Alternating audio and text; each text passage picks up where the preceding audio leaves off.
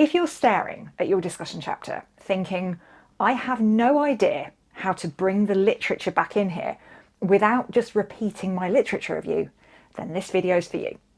This is one of the most common sticking points that I see at this stage of the PhD. You've already spent years reading, synthesising and writing about the literature, and now you're being told to return to it, but in a slightly different way, without repeating it. No wonder it feels confusing. In this video, I'm going to explain what bringing the literature back in actually means, why that often feels harder than writing the literature review, and the key shift that makes discussion chapters work. By the end of this video, you should feel much clearer about what you're actually aiming for.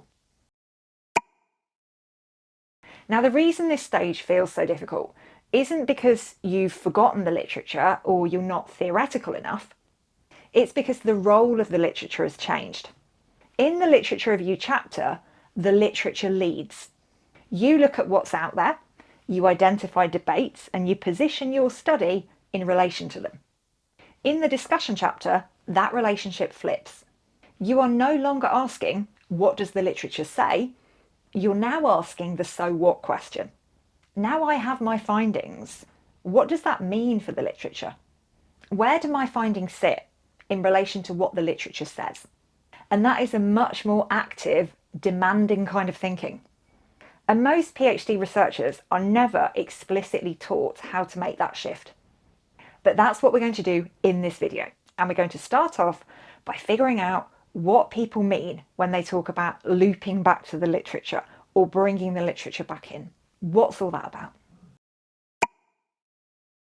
One of the biggest misconceptions is that the idea of bringing the literature back in or looping back to the literature means summarising it again. It doesn't. If your discussion chapter starts to sound like Smith 2020 said this, Patel 2015 said that, followed by a brief nod to your data, you're probably going to start to feel stuck, with good reason. The key thing to remember is this. In the discussion chapter, your findings lead and the literature responds. The literature is no longer the main event. In other words, it's a bit like having a conversation as opposed to giving a speech. In the literature review, you're giving a speech. You're saying, hey, listen up, here's what's out there. In the discussion chapter, it's time for a conversation. You bring your findings and the literature into a conversation with each other. They respond and react to each other, and they help make sense of what it is you've brought to the table. Now, before we get on to the next part of the video, in which we're going to look at how to shift our thinking using a loop, I want to hear from you in the comments. Let's have a chat down there about your experiences of the discussion chapter. What part of the discussion chapter are you finding really difficult right now? What part of it is boggling your brain and keeping you up at night and making you have an existential crisis? Please do share your struggles below, because everyone in the Degree Doctor YouTube community finds the comments section so helpful. It can be really reassuring to know that it's not just you who's having a hard time with a particular part of the discussion chapter. And it's a place where you can pick up some great ideas about new things to try to make life a bit easier. Note that I said easier and not easy, because the PhD journey is not easy. But together, we can make it a bit less lonely.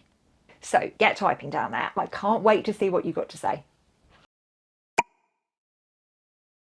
A helpful way to think about this is as a loop.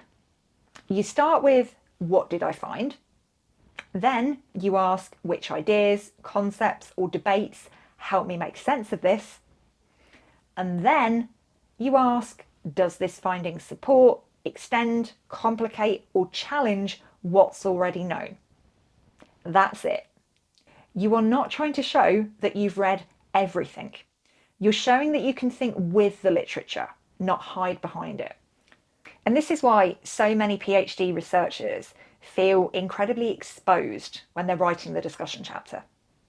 Because your thinking is suddenly so much more visible. It's not just about other people anymore and what they've said. This is about you. This is about the contribution that you're making. It's about what you're bringing to the table. And that can feel quite intimidating. Let's have a look at a quick example so we can see how this works. Let's say your research focused on how public libraries are diversifying their roles, so how they're changing the things that they do in order to stay relevant and financially viable, essentially in order to survive. Your findings might show that libraries are no longer just sites of book lending, but they've become community hubs. So they host things like job seeking support, digital skills training, children's services, and even social initiatives for the community. In the discussion chapter, you wouldn't start by summarising everything the literature says about libraries. Instead, you'd start with that finding, that thing that you'd discovered, and then you'd bring in literature on public space, community infrastructure, or institutional adaptation to help explain why this diversification is happening and what it means. So here, your data leads. The literature helps you interpret the significance of that shift. Now, if you're finding that this shift makes sense on an abstract level, but when you try and apply it to your own study, you try and put it in your own thesis, you kind of struggle with that. That's completely normal. In my PhD survival guide, in which I cover the discussion chapter and writing up, I walk through this looping process more slowly. There are concrete examples and worksheets in there that help you practice this with your own findings. This guide helps you apply it. It helps you actually do it. If you want to take a closer look at it, I'll link to it on screen right now, and I'll also pop the link in the description for later. I just want to expand for a moment on what I was talking about earlier in terms of many PhD researchers feeling quite exposed when it comes to the discussion chapter, because this is the first time that your work is truly taking centre stage. You're no longer deferring to published authors in the same way. You're looking at their work and you're making a judgment about its value in light of your own findings. And that can feel quite risky. And this is often when the imposter syndrome comes back in and starts whispering in your ear. And you start thinking, well, who am I to say that Goffman's work on stigma doesn't quite capture what's going on here? But notice what's actually happening here. You're not dismissing Goffman or whoever and claiming that their work is wrong. You're saying that in light of your data, that their ideas might only partially explain what you're seeing, or they might not explain it at all. So maybe they need extending, updating, revisiting for the context that you're working in. And that's not you being arrogant or full of yourself or overclaiming or getting ahead of yourself. This is how academic knowledge moves along. This is exactly what the discussion chapter is for. You're not claiming to be right forever about everything. You're showing that your interpretation is reasonable, grounded, and defensible. That is doctoral level thinking. Before you go back to your discussion chapter and start tinkering around with it, I want to leave you with this reframe. In your discussion chapter, you're not being asked to invent new thinking from scratch. You're not being asked to start from zero.